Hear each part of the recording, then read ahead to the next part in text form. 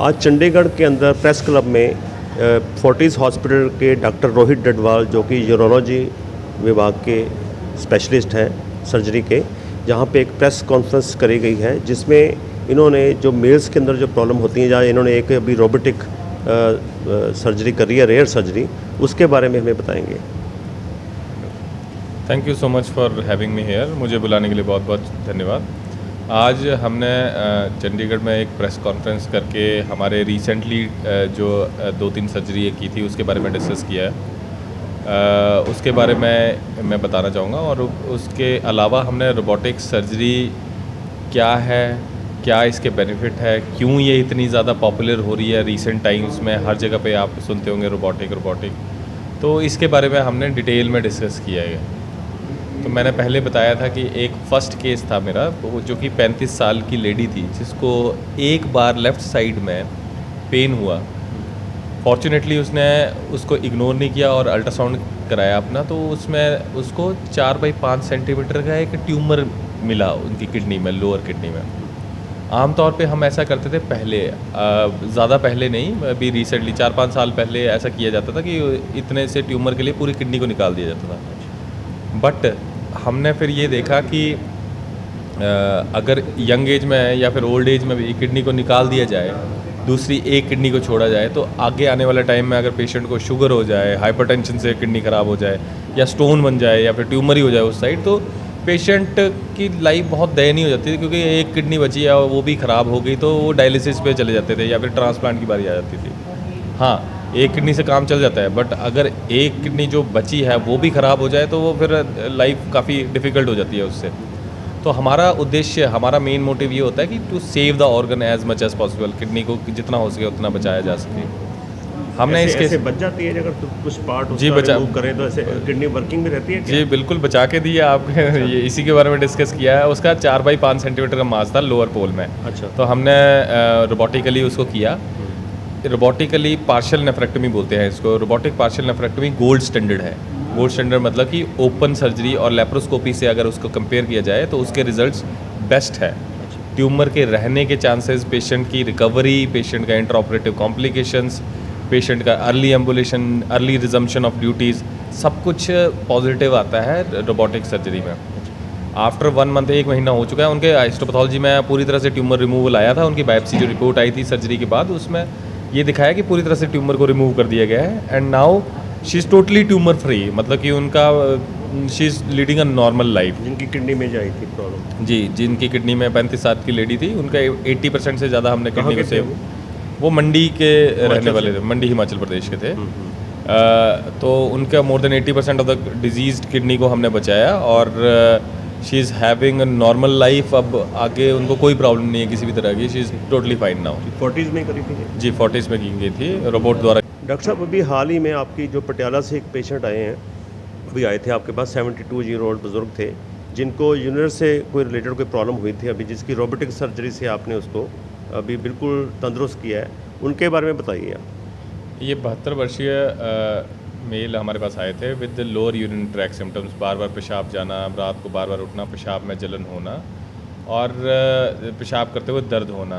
ये इतने टाइम से एंटीबायोटिक खा रहे थे, अराउंड 10 साल से, कि इनके जो एंटीबायोटिक्स थी वो बेअसर हो चुकी थी। इनका जो बैक्टीरिया था वो रेजिस्टेंट हो चुका था हर तरह की ड्रग के लिए।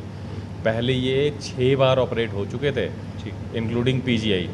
तो 6 बार इनकी सर्जरी होने के बावजूद ये इन पेशाब की समस्याओं से पीड़ित थे। बट हमने जब डिटेल में इवेल्यूएशन की तो हमें पता लगा कि इनके पेशाब की थैली में एक आउट पाउचिंग है, जिसे डाइवर्टिकुलम कहते हैं। एक पेशाब की थैली के साथ एक और थैली बनी हुई थी, जिसकी वजह से पेशाब करने के बाद उनका पेशाब अंदर रह जा रहा था, जिसमें बार बार इन्फेक्शन हो रही थी और ये इस तरह की दिक्कत आ रही थी। या तो बार बार इन्फेक्शन हो रही थी, इन्फेक्शन जा नहीं रही थी। तो हमने उनको पूरी तरह से इवेल्युएट करने के बाद पहले कल्चर को स्ट्राइल किया, इन्फेक्शन को मारा, फिर उसके बाद हमने रोबोटिकली उनके पेशाब के डाइवर्टिकुलम को हमने एक्सरसाइज किया। इंट्राऑपरेटिवली हमें 4 घंटे लगे। 4 घंटे की सर्जरी में अराउंड 150 cc तक ब्लड लॉस हुआ। उसके लॉस के बावजूद पेशेंट लॉस बहुत ही कम था, तो पेशेंट को हमने फर्स्ट डे पे एम्बुलेशन वगैरह चलना फिरना फर्स्ट डे पे स्टार्ट कर दिया था। एंड उसके बाद हमने उसको डिस्चार्ज कर दिया था सेकेंड डे पे ही ऑन कैथेटर पे। अभी पेशेंट पोस्ट ऑपरेटिवली जो उनकी हिस्टोपैथोलॉजी थी वो नॉन कैंसरस, सब कुछ नॉर्मल आया है उनका। एंड 1 महीने से डॉक्टर साहब, जो ये जो रोबोटिक एडेड सर्जरी है आपकी जो करते हैं, जिसकी आपकी स्पेशलिटी है, और दूसरी जो मैनुअल सर्जरीज होती हैं, उससे ये कैसे बेटर है और इसमें कितना एक्सपेंडिचर आता है? देखिए, रोबोटिक सर्जरी हर चीज़ में बेटर बोलना तो ठीक नहीं रहेगा। हमें ट्रायल्स करते हैं, हम देखते हैं कॉस्ट टू बेनिफिट रेशियो किस चीज़ में ज़्यादा है। जैसे कि आपके कॉस्ट टू बेनिफिट रेशियो का जिसमें फ़ायदा होगा, जिसमें लागत कम है और फ़ायदा ज़्यादा है, उस केसेस में हम रोबोटिक सर्जरी को प्रेफर करते हैं। जैसे कि प्रोस्टेट में कैंसर, किडनी ट्यूमर में कैंसर, एक पल्वी रेटरल जंक्शन ऑब्स्ट्रक्शन जैसी चीज़ होती है, deep pelvis surgery, neurological problems जैसे कि डीप पेल्विस में जैसे गायनेकोलॉजिकल प्रॉब्लम्स हैं, ऐसी ऐसी चीज़ें हैं, ब्लैडर की सर्जरी होती है। ये सारी चीज़ें जो हैं, इन चीज़ों में रोबोट का बहुत ज़्यादा फ़ायदा है, क्योंकि इसमें हमारे बेनिफिट बहुत ज़्यादा है कॉस्ट के मुकाबले में। अदरवाइज हर जगह पे तो ये रिप्लेस नहीं करेगा, क्योंकि कुछ ओपन सर्जरी जैसे ओपन स्किन में कोई लीजन हुआ है, जैसे चमड़ी पे कोई दाग है, जिससे हमने उसमें रोबोटिकली करने का कोई फ़ायदा नहीं है, कोई मतलब नहीं बनता। तो ये पहला आपका आंसर हो गया। दूसरा, जो जिन चीज़ों में इंडिकेटेड है, उन चीज़ों में इसलिए इंडिकेटेड है क्योंकि इसके बेनिफिट बहुत ज़्यादा है, क्योंकि आपका हॉस्पिटल स्टे बहुत शॉर्ट हो जाता है, आपकी पेन बहुत कम होती है, आपकी कॉम्प्लिकेशंस बहुत कम रहती हैं, आपका इंट्राऑपरेटिव कॉम्प्लिकेशंस पेशेंट के लिए बेटर है, सर्जन के लिए सर्जरी करना आसान है, जिससे आपका जो चीज़ें आप इंजन नहीं करना चाहते, जैसे मैं बताया, वो नहीं करते आप, ठीक है, राइट। तो इसका ये बेनिफिट है। और कुछ आप मैसेज देना चाहेंगे? आप ऑर्डिनरी जो जनता है हमारे, उनको ये प्रॉब्लम हो सकती है यूरिन में से, जैसे प्रोस्टेट की ग्रंथि बढ़ जाती है बुजुर्गों की, आमतौर पर 50 साल के बाद, उसके बारे में कुछ कहना चाहेंगे आप कि उसके बचाव के लिए? देखिए, प्रोस्टेट जो है एक नॉर्मल ग्रंथि है, वो हर मेल में होती है। Prostate is accessory sex organ, पेशाब की थैली के नीचे होती है, उसका शरीर में काम है, इसलिए भगवान ने वो दी है। पेशाब का रास्ता उसके बीच से जाता है।